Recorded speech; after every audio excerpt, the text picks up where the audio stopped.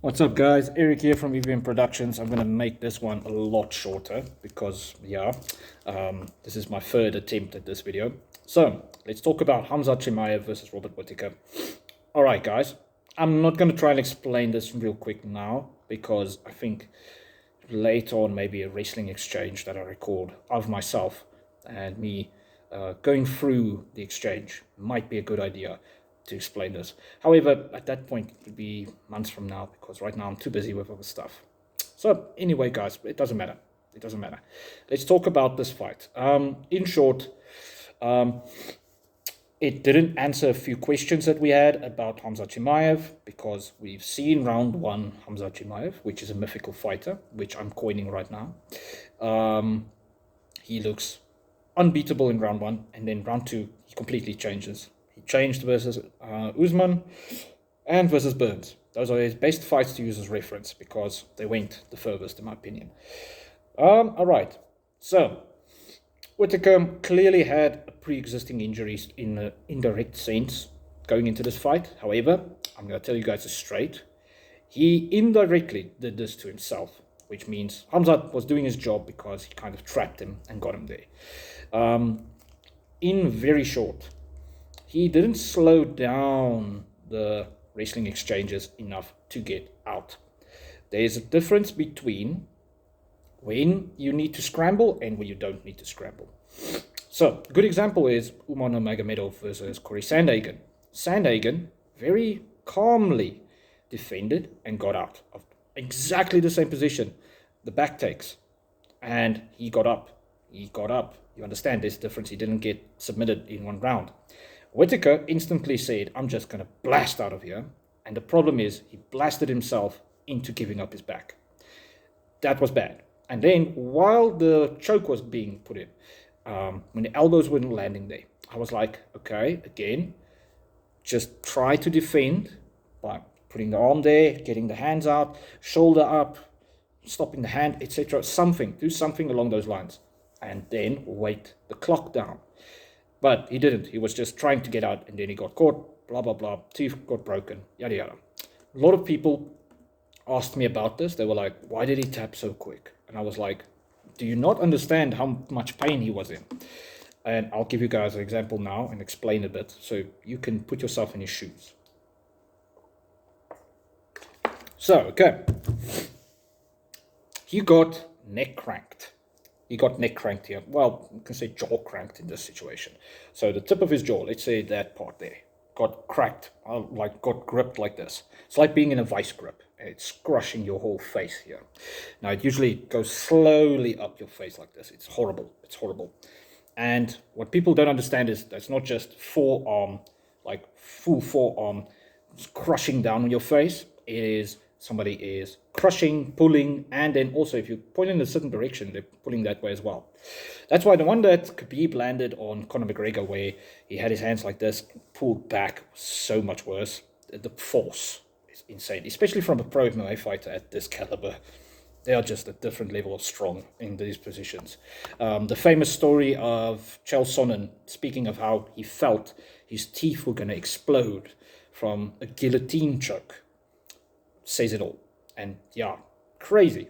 Anyway, so what happened was he had a pre-existing injury here that wasn't really fixed, in my opinion. I think the plate that he explained was kind of like this. Here's the two teeth just loosely inserted into a tiny plate. It's not them covering most of the teeth so he can eat and be normal and stuff. Or it just got degraded over years because he said it was a while back. Now what happened is this was already compromised. I think in wrestling exchanges in the camp, it's most likely we got hits. Because you often bump your chin, your forehead, ears, because obviously that's where the cauliflower ear comes from, here on the side of your face, and your nose. Most guys can explain that their noses have patches here of skin that have been removed because you get pancaked on your face sometimes when you're tripoding, basically. That means head on the ground, arms up, and then you start getting up. Top of the head. That's why you do the neck exercises for wrestling. Yada, yada, yada. Anyway, I think in wrestling practice for this fight, this happened, and he didn't notice because it's one of those injuries you don't feel.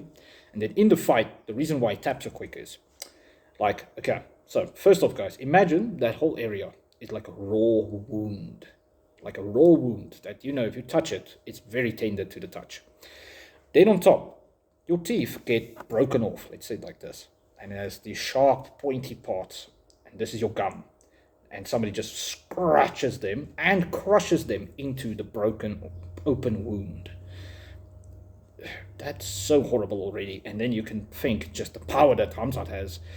It was just insanely painful. And then lastly, the most painful part about this is the nerves. The teeth have nerves, guys.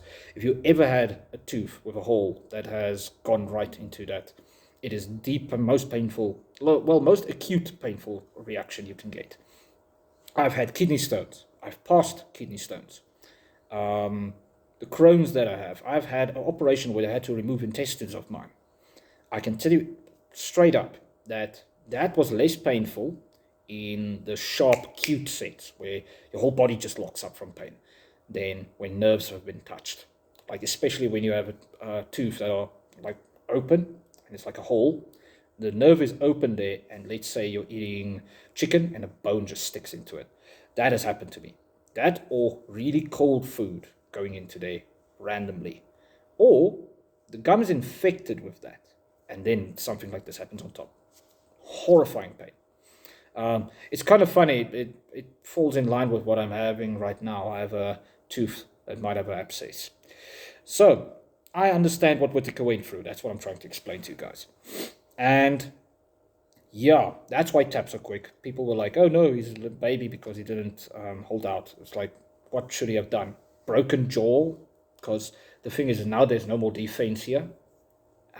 Broken jaw, nerves getting shattered because of the teeth being buried into the nerves, etc. Or he should have been warrior-like and just chilled there, and then in the second round, because if you touch nerve endings in your teeth, by the way, it affects your mind. It affects your mind very badly. You get very woozy, you don't know where you are and stuff, you can't think clear. That stuff happens. If he warriored it out until round 2, he would have been drunk and on his feet and stuff, and people would be like, what the hell is wrong with you? And they would probably have been like, well, stop the fight. Or he would have been knocked out very brutally. So he chose the right direction. Now, this was a good fight, good win, etc. A little bit underwhelming because of the time period that it took, but still. I'd say it still doesn't answer the questions on if Khamzat is fully ready for championship caliber fight. However, I say we can't deny him. And I have this one thing that I'm really wondering about. Sean Strickland admitted that in training, he got submitted by Khamzat Chimeav multiple times. I think he trained with Khamzat fresh out of the gate, and that's what happened. And that can happen again. It can be replicated. Why? Because Sean Strickland doesn't like being the nail. He likes being the hammer. That's why even in the Costa fight he did well. That's why when Whittekar came at him in round 1, he didn't handle it all too well.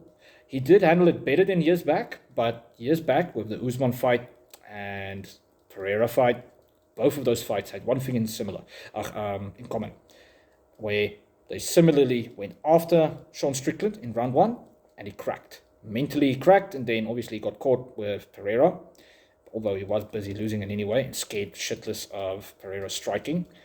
And with Usman slowly just ran over him.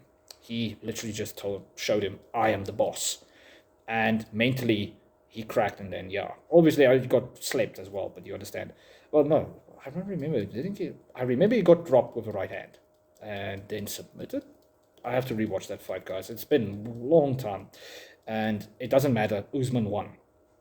Now, Khamzat can replicate that with Sean Strickland real quick, especially if Sean is not as angry as he was versus Whittekar, and he doesn't want to stand his ground as much as he did there. Because I think Whittekar gave him fuel to be more ready. If he hadn't been, that might have changed the fight. And right now, he's annoyed with Whittekar, but he's not as angry as he was that fight week.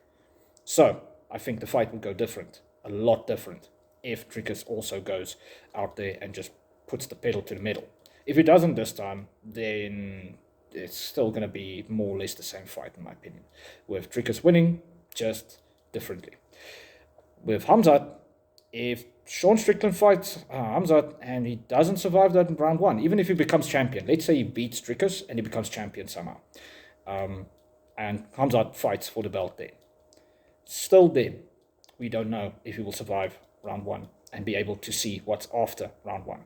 Dricus, he has a lot better chance because he has a lot more wrestling prowess. The only thing is, can Dricus survive round one? That's all I'm going to leave up to you guys. Drop your comments down below and let me know, guys. I'm going to charge the light because the light's barely working to show my face proper. And then we'll talk soon again. Bye.